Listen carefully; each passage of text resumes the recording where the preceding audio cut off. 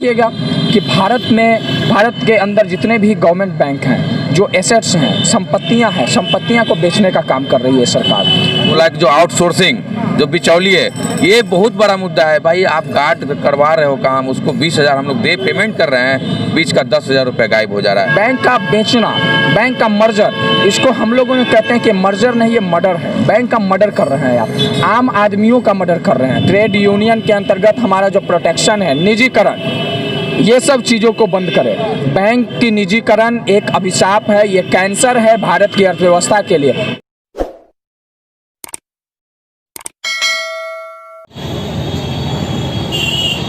नमस्कार, बिहारी शान में आपका स्वागत है। मैं हूं आपके साथ रवि कुमार।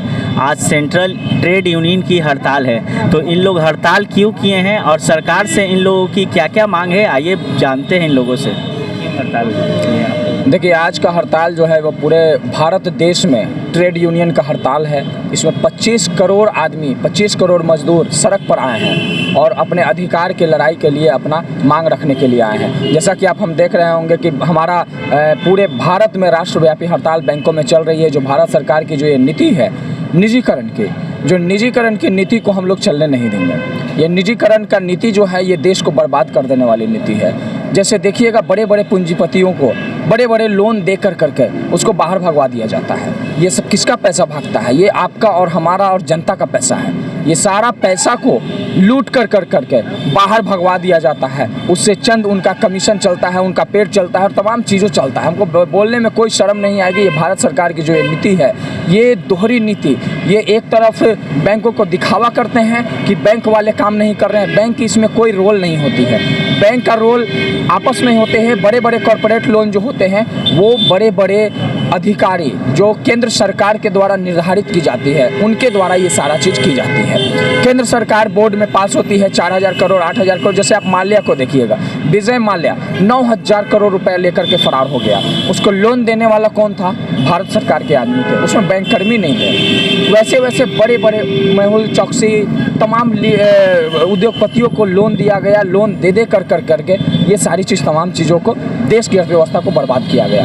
दूसरी देखिएगा कि भारत के अंदर जितने भी गवर्नमेंट बैंक हैं, जो एसेट्स हैं, संपत्तियां को बेचने का काम कर रही है सरकार।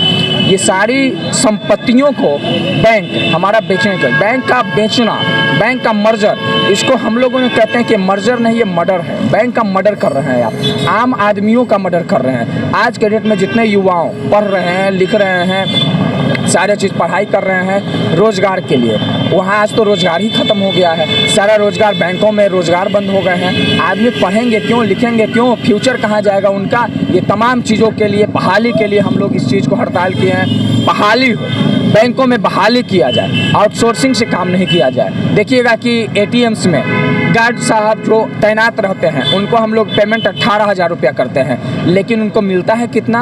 8,000 रुपया।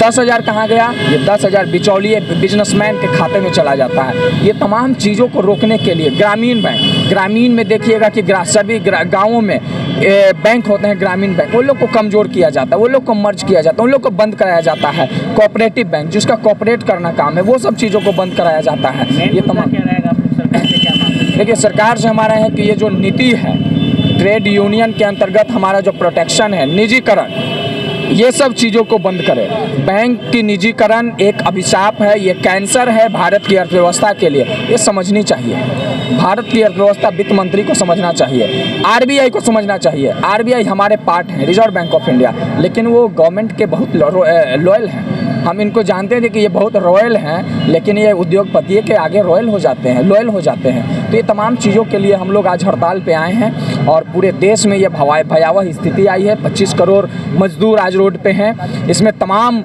संगठनों का हमारे ऊपर सहमति प्राप्त है। सभी लोगों का, ऑफिसर एसोसिएशन, क्लर्कल एसोसिएशन, तमाम लीडर राजनेताओं लोगों का भी समर्थन प्राप्त है। और ये हमारा हड़ताल दिल्ली तक जाएगा और ये सरकार के कान में जाएगी और ये हम लोग सफल होंगे। हम लोग लड़ाई करेंगे और जीतेंगे भी, चूँकि हम लोग का ये जो ट्रेड यूनियन का जो हड़ताल होता है वो चुप बैठने वाला हड़ताल नहीं होता है। ये अभी स्टार्ट होगा, उसके अगले बार 25 करोड़ के साथ साथ 50 करोड़ एम्प्लॉय, 50 करोड़ मजदूर रोड पर आएंगे। भारत देश की अर्थव्यवस्था को मजबूत बनाने के लिए आएंगे। अब सोचिए कि क्या स्थिति भयावह होगी। हमारे साथ है ऑफिसर एसोसिएशन के भी देवघर के हैं, मेरा उत्पल कांत नाम हुआ, general secretary Bihar state Allahabad bank staff association. तो अभी हम लोग का स्टार्टिंग है, 1 दिवसीय हड़ताल है। आगे आप देखते जाइए, अगर सरकार नहीं मानती है तो फिर दो दिवसीय हड़ताल करेंगे, फिर अनिश्चित काल भी हम लोग जा सकते हैं। सरकार के कानों तक हम लोग को आवाज़ पहुंचाना है, क्योंकि ये जो दोहरी नीति सरकार ने जो ये दोहरी नीति अपनाई है, एक तरफ दिखावा करते हैं, एक तरफ उसको डुबाते हैं। तो इसके लिए हम लोग आपके लिए भी हम लोग लड़ाई लड़ रहे हैं। ऐसा नहीं कि सिर्फ हम अपने लिए लड़ रहे हैं, ये कस्टमर के लिए भी लड़ रहे हैं। आज देखिए आप लोग, एक समय आप लोग भी बैंक में एफडी करते होंगे तो इंटरेस्ट रेट उस समय आप लोग को 10%, 11% दिया जाता था। आज का सिचुएशन ये आ गया है कि आज इंटरेस्ट रेट घट के 5%, 4% पे आ गया है। तो कस्टमर लोग जाए तो जाए कहाँ, बैंक में क्यों पैसा रखे, और वो भी सेफ नहीं है।